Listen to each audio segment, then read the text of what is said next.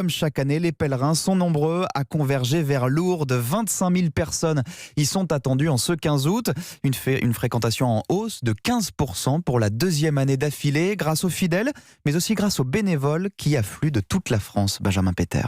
Ils sont près de 4000 pendant toute cette semaine, des hospitaliers comme on les appelle ici, qui viennent en aide aux pèlerins, aux malades qui ne peuvent pas se déplacer.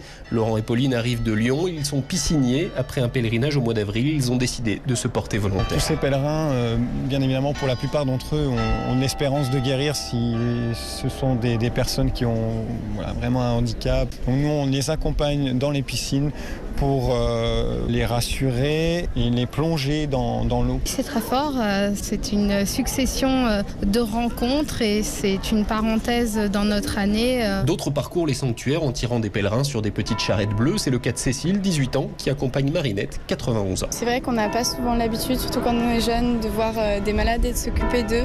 Enfin, en fait, ils nous apportent énormément. Et c'est des vraies amitiés et donc voilà, c'est trop beau. On y était déjà ensemble l'année dernière. Eh ben, j'étais contente de la retrouver, oui. Je crois qu'on était contentes toutes les deux. Alors pour cette journée de l'Assomption, 25 000 personnes sont attendues, des pèlerins venus du monde entier. Et rien qu'en France, 7 TGV et une trentaine de cars ont été affrétés. Lourdes, Benjamin Péter, Europe 1.